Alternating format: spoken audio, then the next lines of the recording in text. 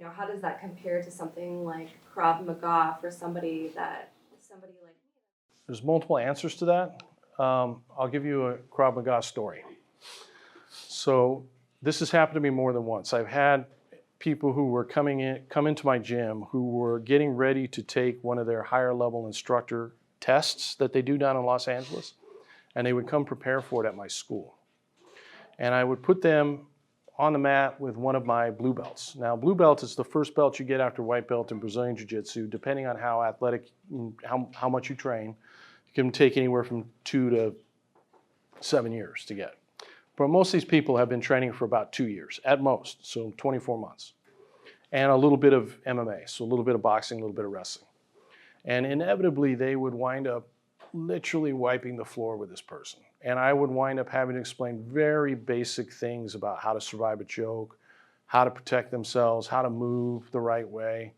And they would get a lot out of it. They would do privates for a week. They would be happy. They would go down. They would tell me they aced the test. And I would always think, why are you even training that? You just aced a test having trained a week and been completely schooled by people who have less than 20 months. So my personal opinion of Krav Maga is it's just really bad MMA. If you put two people in a cage who don't know mixed martial arts or who come from these other martial arts, it's going to look like two people trying to box, wrestle, and fight on the ground who don't know how to box, wrestle, and fight on the ground. That's what fights look like. So that's number one. Number two, if you're interested in some kind of dueling martial art, like you go out, which I'm not saying you are, but someone who says, hey, you want to fight? We're going to fight, and you're going to fight that person while a crowd watches, then you're going to need some stand-up and you're going to need the full package of MMA. If you come to me and you say, I'm only interested in self-defense, and you go to a school, a Brazilian Jiu-Jitsu school that still focuses on the self-defense aspects of the art, because they don't all, some of them focus more on the tournament aspects, then I'm confident you can get what you need from that school. And the reason why I say that is because if somebody's not hanging on to you, you can usually get away, right? Situation where you're not going to be able to get away, somebody's grabbed you or you're boxed in a particular place. You're usually involved in a grappling situation.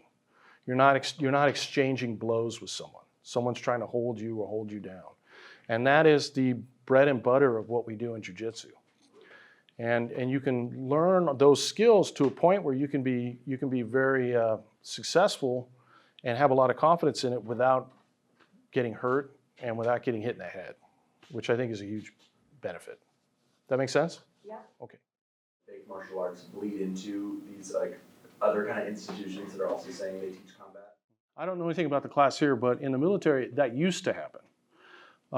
But some time ago, by some time ago, I mean almost must have been 15, maybe even 20 years ago, a gentleman named Matt Thornton took over the training for the U.S. military combatives and rewrote the book. And he's also a Brazilian Jiu-Jitsu MMA guy. He's now the head instructor for combatives at West Point.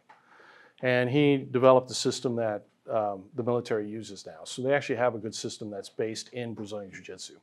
And a lot of the guys who are operators in the higher level units, like the SEALs and things like that, are often purple belts, brown belts, black belts. You know, you have Jocko Willink is a great example. He's retired now, but most of those guys train in Jiu-Jitsu now. How about like the smaller police forces? Like I know a lot of like things like this aren't necessarily. Some police forces that are very good about that, and there's a lot that are not.